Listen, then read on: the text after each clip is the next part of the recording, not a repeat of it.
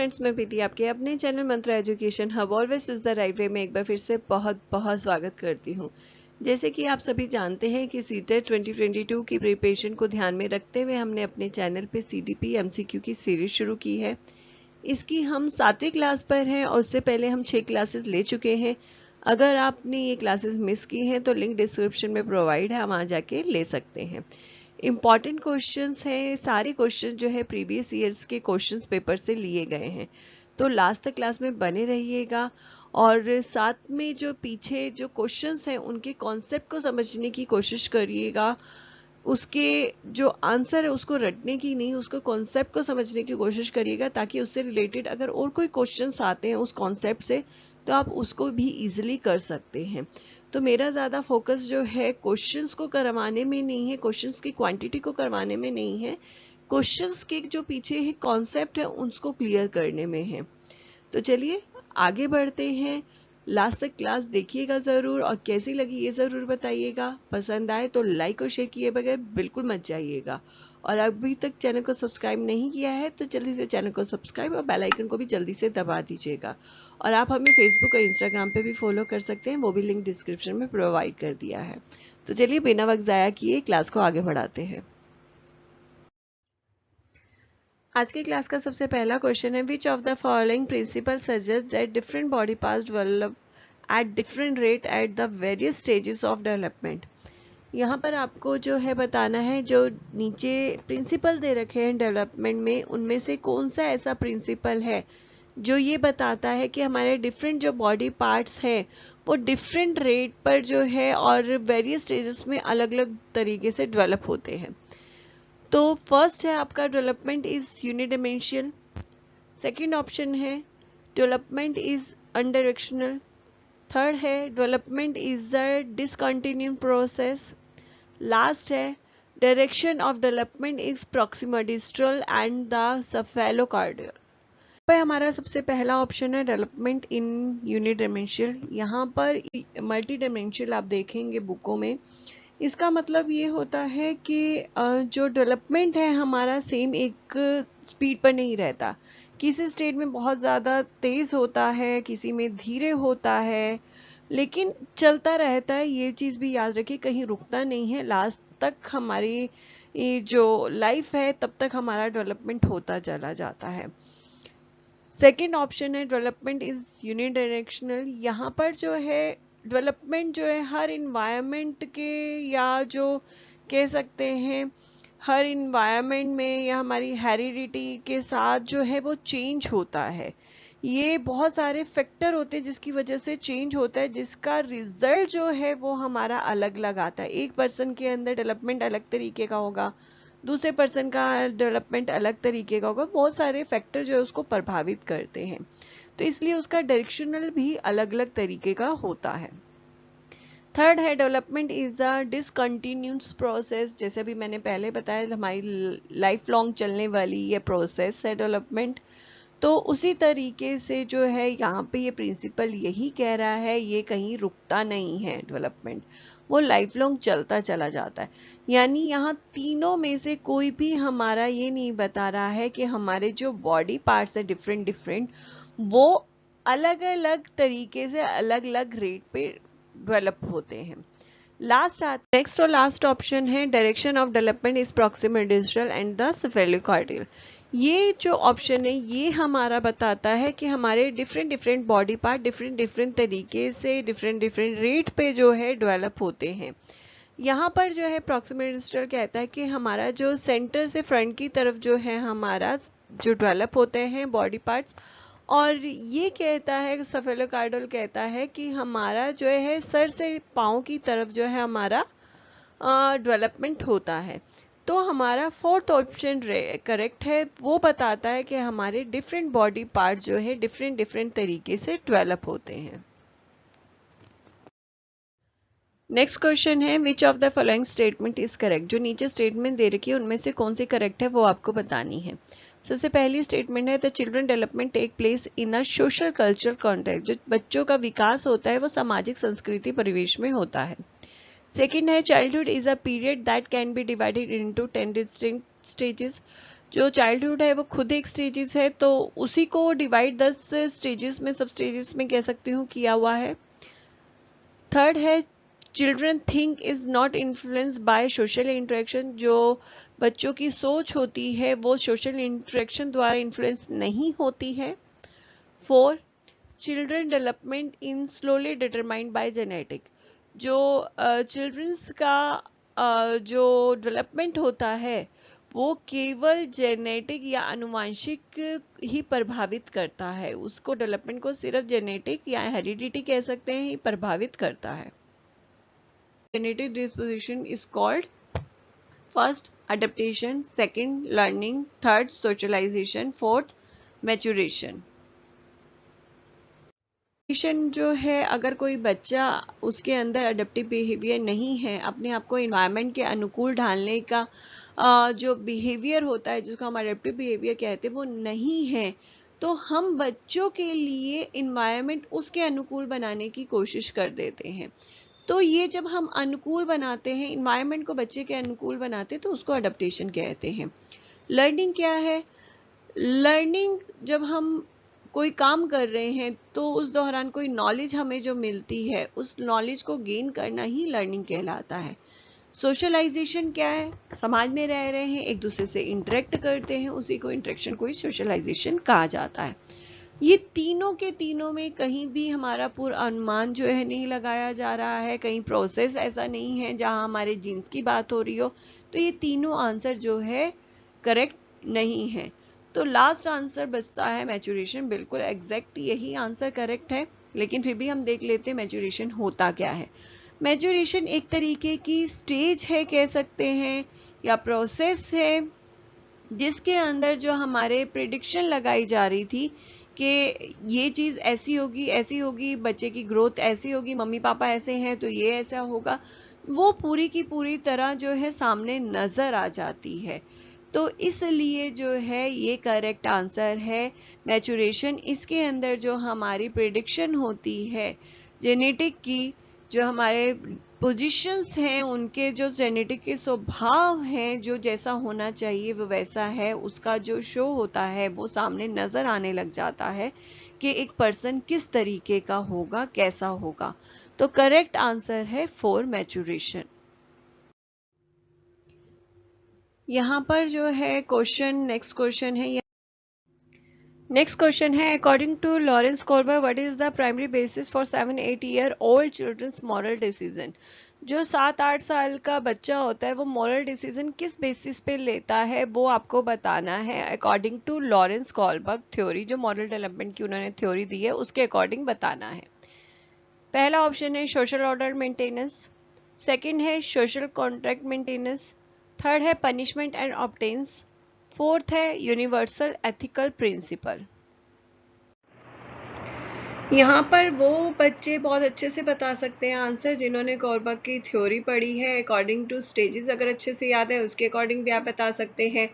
अगर आपको एज याद है तो भी आप बता सकते हैं कि 7 से 8 साल का जो ईयर है वो कौन सी स्टेज में जा रहा था, तो भी आंसर सही निकल जाएगा।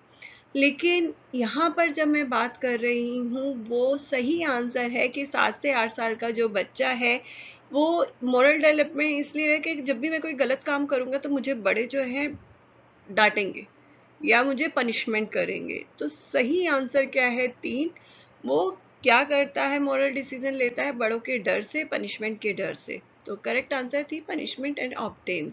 देखते हैं कोल्बर्ग की थ्योरी की हम बाकी स्टेजेस भी देखते हैं क्या कहती हैं। यहाँ हम देख रहे हैं कोल्बर्ग की थ्योरी 3 पार्ट्स में डिवाइड है, pre conventional level, conventional level और पोस्ट कन्वेंशनल लेवल। तीनों के अंदर जो है 2-2 स्टेजेस देखने को मिलती हैं, यानी टोटल हमारे जो है 6 स्टेजेस जो है कोल्बर्ग की थ्योरी में हैं। जिसमें सबसे पहली स्टेज है प्री कन्वेंशनल लेवल, जो है हमारा 2 स्टेजेस है, ये 2 स्टेजेस हैं वो बर्थ टू एडोल्सन एज तक देखने को मिलती हैं। सबसे पहली स्टेज है पनिशमेंट ऑब्टेंस ओरिएंटेशन, जिसके बारे में अभी हमने बात करी। वो क्या कहते हैं, इस एज के अंदर जो बच्चे सोचते हैं, उनका माइंड सोचता है कि बच्चे जो गलत काम अगर मैं करूँगा तो पेरेंट्स जो है मुझे डांटेंगे या टीचर मुझे डांटेंगे। या कोई पनिशमेंट देंगे, उस पनिशमेंट के डर से जो है बच्चा सही काम करने की कोशिश करता है। सेकंड है इंस्ट्रूमेंटल एक्सचेंज ओरिएंटेशन। यहाँ जो है सेकंड स्टेज कहती है कि बच्चे को अपने के अलावा दूसरे के प्रोस्पेक्टिव से भी वो अवेयर होते हैं, दूसरे के हितों के लिए अवेयर होते हैं कि मेरे लिए क्या सही है, दूसरे के लिए क्या सही है, लेकिन फिर भी वो मॉरलिटी जो है तब चूज करते हैं इक्वली एक्सचेंज। तुम ये काम करोगे मेरे लिए तो मैं भी तुम्हारे लिए काम करूंगा, अगर तुम मेरे लिए नहीं करोगे तो मैं भी तुम्हारे लिए नहीं करूंगा। उनकी जो सोच होती है इस चीज पर आधारित होती है।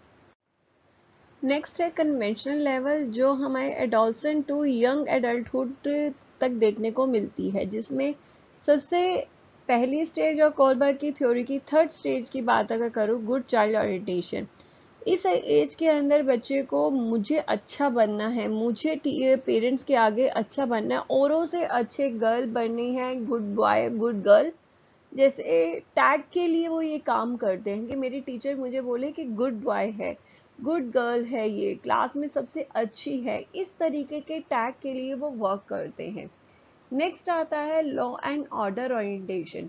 यहाँ पर वो अपने समाज के हितों के बारे में जान चुके होते हैं।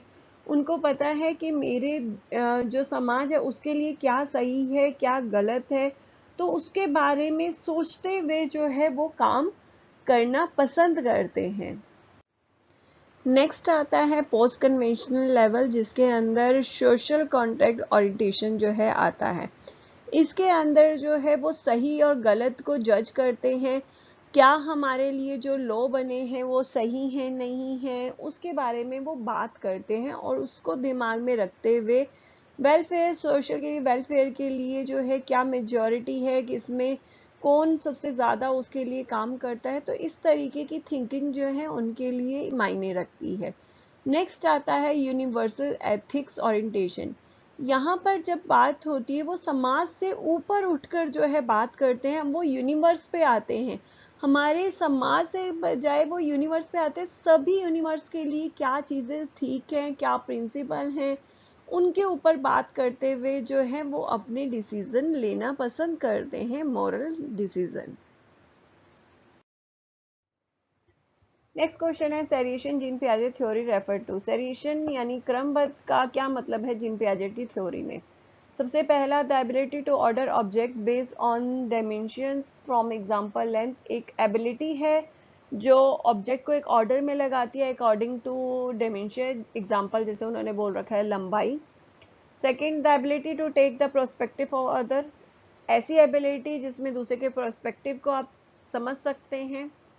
Third, a narrative from a thinking as used in storytelling। Narrative thinking का यूज करना स्टोरी टेलिंग के दौरान। Four, the ability to spatially map place like one school. School के मानचित्र को एग्जाम्पल दे रखा है लाइक स्कूल, स्कूल के मानचित्र को जो उसका मानचित्र पर उसकी एबिलिटी को समझना कि मानचित्र में वो स्कूल कहाँ है, उसको समझना, उस एबिलिटी को सेरिएशन कहा जाता है। इन चारों में से कौन सा है वो आपको बताना है। यहाँ पर इस क्वेश्चन का सही आंसर है वन। सेरिएशन जो है वो मतलब है कि एक एबिलिटी जिसको ऑर्डर में लगाना, ये ऑर्डर में जो ऑब्जेक्ट लग रहेगा वो किसी कलर के अकॉर्डिंग, साइज के अकॉर्डिंग, लेंथ के अकॉर्डिंग जो है वो लगा सकता है बच्चा। According to Piaget, concrete operational stage के अंदर जो है बच्चे की ये एबिलिटी डेवलप हो जाती है सेरिएशन की, जिसमें बच्चा किसी भी ऑब्जेक्ट को एक ऑर्डर में लगा सकता है according to size, colour, shape, तो उसके अकॉर्डिंग जो है ये लगा सकता है। सही आंसर है वन। नेक्स्ट क्वेश्चन है Najima, a 5-year-old is certain that roll out a ball of clay into a snake creates more clay. According to Jean Piaget, what is the reasoning behind her thinking? यहाँ जो नजीमा है, एक 5 year की लड़की है, उसके पास एक बॉल है क्ले का, तो उसे वो फैलाकर जो है सांप बना देती है, और जब वो सांप बनाती है तो उसको लगता है कि ये क्ले जो है मेरी इंक्रीज हो गई है, बढ़ गई है, तो इसके अकॉर्डिंग इस जो थिंकिंग है वो किस थिंकिंग को दर्शाता है, उसकी जो ये सोच है वो किस थिंकिंग को दर्शाती है। First animistic thinking, concentration. Third है हाइपोथेटिक, जिसे हम डिडक्टिव रीजनिंग के नाम से भी जानते हैं। फोर्थ है हमारा ट्रांजिस्टिव इन्फरेंस। तो यहाँ पर सही आंसर क्या है, अब आपको वो बताना है कि पियाजेट इस थिंकिंग को क्या कहते हैं। जल्दी से हम पहले चारों ऑप्शन के मीनिंग समझ लेते हैं। एनिमिस्टिक थिंकिंग क्या है, जब एक बच्चा नॉन लिविंग थिंग को लिविंग थिंग बना के बात करता है, उस थिंकिंग को जो है एनिमिस्टिक थिंकिंग कहते हैं। जनरेशन क्या होता है, यहाँ पर बच्चे को सेम क्वांटिटी की चीज दी जाए, अलग अलग प्लेट में दी जाए या छोटी प्लेट में दी जाए। लाइक एग्जांपल के तौर पर अगर मैं उसको मिल्क दे रही हूँ, मिल्क एक चौड़े ग्लास में दे रही हूँ, एक पतले लंबे ग्लास में दे रही हूँ, क्वांटिटी सेम है। बच्चे के लिए क्या है कि वो वाला जो है ज्यादा है जिसमें वो पतला और लंबा गिलास है। ऐसी थिंकिंग को जनरेशन कहा जाता है। थर्ड है हाइपोथेटिक। हाइपोथेटिक डिडक्टिव रीजनिंग के अंदर, जिसको पियाजेट ने लॉजिकल थिंकिंग के नाम से बुलाया है, ये क्या है, इसमें बच्चा जब कोई काम करता है तो ऐसा क्यों है, किस लिए है, रीजनिंग उसकी आ जाती है, तो उसको कहते हैं हाइपोथेटिक डिडक्टिव रीजनिंग। लास्ट है आपका ट्रांजिस्टिव इन्फ्रेंस। यहाँ बच्चा जो है रिलेशन आपस में जो समझता है, ऐसी थिंकिंग को कहते हैं ट्रांजिस्टिव रिलेशन।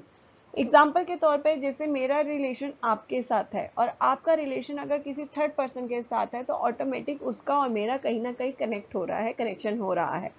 तो ऐसी थिंकिंग को कहते हैं ट्रांजिस्टिव इन्फ्रेंस।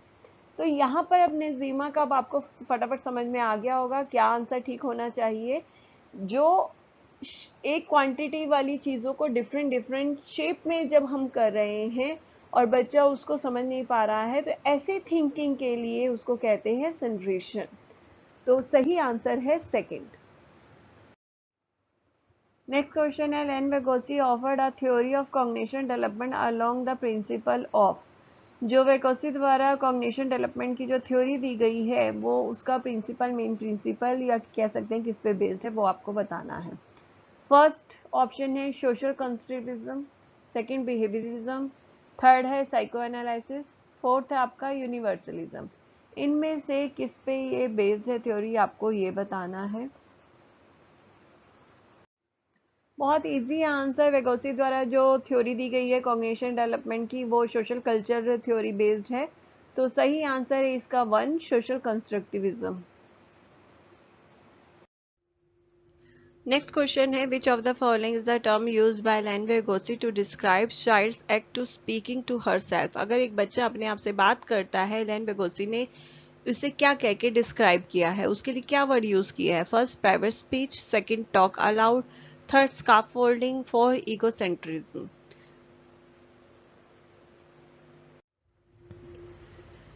सबसे पहले हम फोर की बात करते हैं, ईगोसेंट्रिज्म। ईगोसेंट्रिज्म यानी अपने को केंद्र बनाते हुए उसके बारे में बात करना, मेरा इंटरेस्ट, मेरे गोल, मेरे सजेशन, मेरी थिंकिंग, उसके बारे में बात करना ईगोसेंट्रिज्म कहलाता है ये। लेकिन लेन वेगोसी के द्वारा नहीं यूज किया गया ये वर्ड, ये पियाजेट द्वारा उनकी थ्योरी में वर्ड यूज किया गया है। थर्ड जो है स्काफोल्डिंग। स्काफोल्डिंग होता है कि बच्चे के जो एक गोल है उसको अचीव कराने के लिए जो सपोर्ट दिया जाता है, उसे कहते हैं स्काफोल्डिंग। टॉक अलाउड, ऊंची आवाज में बात करना। फर्स्ट है प्राइवेट स्पीच, अपने बारे में अपने से बात करना। सही आंसर जो है इसका लेवेगोसी द्वारा जो यूज किया गया है वर्ड, उनके खुद के बच्चे के बारे में खुद से बात करने को प्राइवेट स्पीच बोला गया है। सही आंसर है one, private speech. Next question है, which of the following characterized a progressive classroom.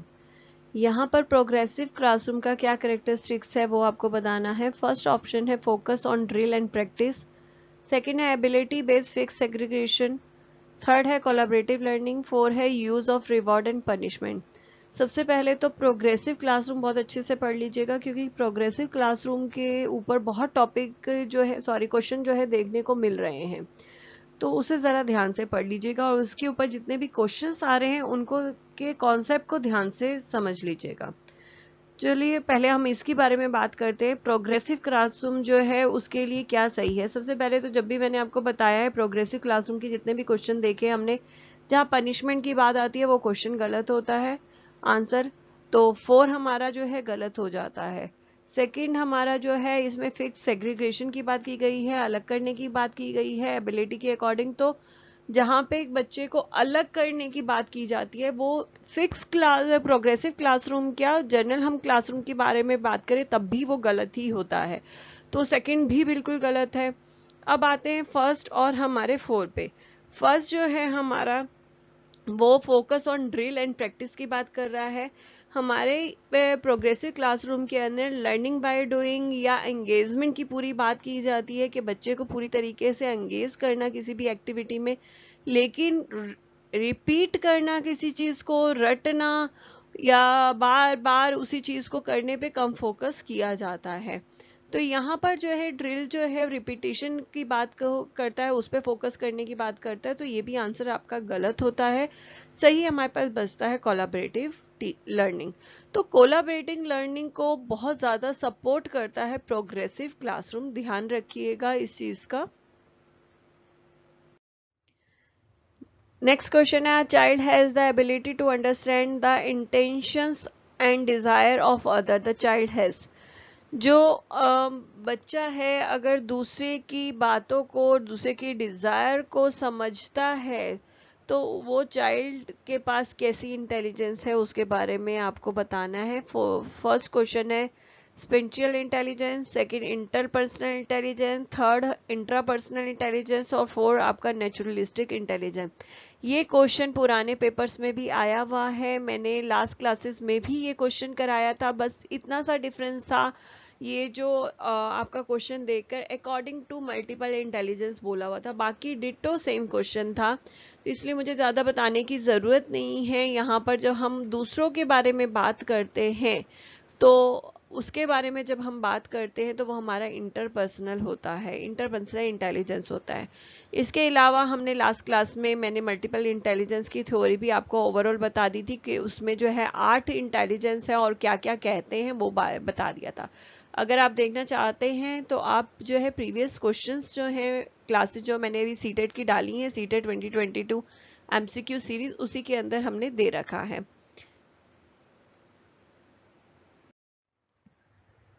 Next question है, which of the following statement is propose in national education policy 2020। नीचे जो स्टेटमेंट्स दे रखी है उनमें से कौन सी स्टेटमेंट जो है एनपीई 2020 के अंदर प्रपोज की गई है।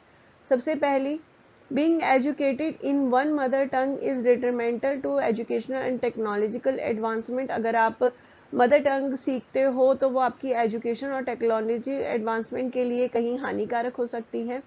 Second, school should encourage child to learn and speak English as their first language. बच्चे को इनकरेज करना चाहिए स्कूल को ताकि वो इंग्लिश सीखे फर्स्ट लैंग्वेज के अंदर। Third, multilingualism has a great cognitive benefit for young student. जो बड़े बच्चे हैं अगर वो बहुत सारी लैंग्वेज सीखते हैं जिसको मल्टीलिंगुअलिज्म बोला जाता है तो उनके कॉग्निशन के लिए अच्छा होगा। Four, bilingual approach confuse student at the hamper learning. यहाँ पर बात की गई है जो बच्चों को दो भाषाएं सिखाई जाती है तो बच्चों के लिए कंफ्यूजन हो सकता है, उनकी सीखने की, लर्निंग की, करने की उनकी भाषाओं में उलझन पैदा कर सकता है। तो यहाँ पर मैं बात करूँ, सही आंसर जो है वो है हमारा थर्ड। यहाँ पर जो है बड़े बच्चों के लिए एनपीई के अंदर बोला गया है एक से ज़्यादा भाषाओं के बारे में जानने के लिए उनको अब 3 लैंग्वेज जो है लेनी है, उनके लिए एक मदर टंग ज़रूरी है उन्हें फर्स्ट लैंग्वेज पे उनकी मदर टंग को लेना है, उसके बाद अदर 2 लैंग्वेज भी उनको लेनी है। तो इसलिए जो है मल्टीलिंगुअलिज्म पे काम किया गया। नेक्स्ट क्वेश्चन है, जेंडर रोल आर, जेंडर का क्या रोल है। First, learn behaviour, inmate behaviour, biological construction, genetical determine. यहाँ पर बहुत इजी आंसर, यहाँ पे हमें एक जेंडर का रोल बताना है क्या है। बाकी जो तीनों ऑप्शन है जो सही है उसे छोड़ के बाकी तीनों जो ऑप्शन है वो उसके रोल नहीं है। एक कह सकते हैं कि जेंडर का कैरेक्टरिस्टिक्स कह सकते हैं लेकिन रोल जो है नहीं है। तो सही आंसर यहाँ पे है लर्न बिहेवियर। चाहे जेंडर है वो उसका रोल क्या है, बिहेवियर को लर्न करना।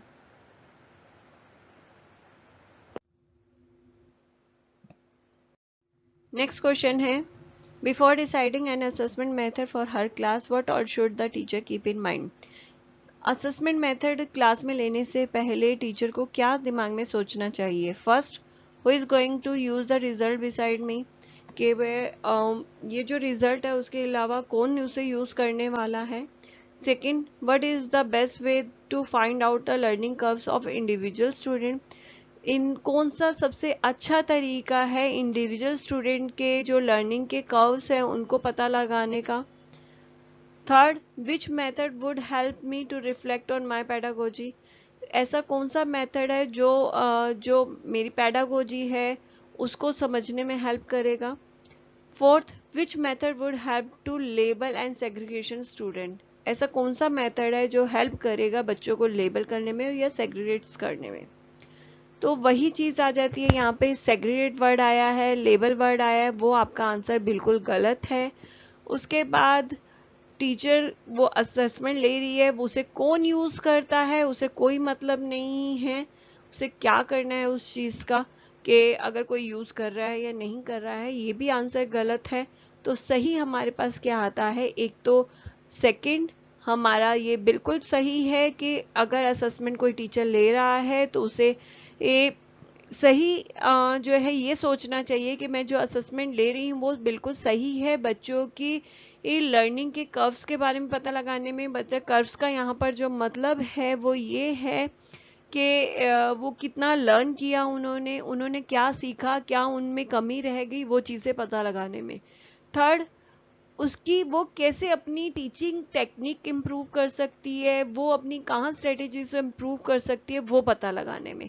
यानी सही आंसर जो है सेकंड और थर्ड, ये हमारा ऑप्शन सही है। और अगर मैं ये देखती हूँ तो इसके लिए हमारा सही आंसर जो आंसर बनता है वो इसमें दे नहीं रखा है ऑप्शन के अंदर। यहाँ पर जो है सेकंड और थर्ड जो है वो सही है, तो पूरा फर्स्ट में देख रही हूँ उसमें भी सेकंड थर्ड नहीं है, सेकंड में भी नहीं है और थर्ड भी, मतलब इसके अलावा जो हमारे रॉन्ग आंसर है वो दे रखे हैं। तो इस क्वेश्चन को जो है मैं चैलेंज कर सकती हूँ, बट आंसर मुझे कंफर्म है 100% इसका सेकंड और थर्ड है। अगर इस तरीके का क्वेश्चन आते हैं तो हम लोगों ने जो है इसको चैलेंज जो है लास्ट टाइम भी किया गया था और इस बार भी किया जाएगा। तो ये जो है इसमें आंसर जो है दे नहीं रखा, लेकिन फिर भी आप कहीं पर भी जाके दे सकते हैं, इसका आंसर जो है सेकंड और थर्ड ही बनेगा।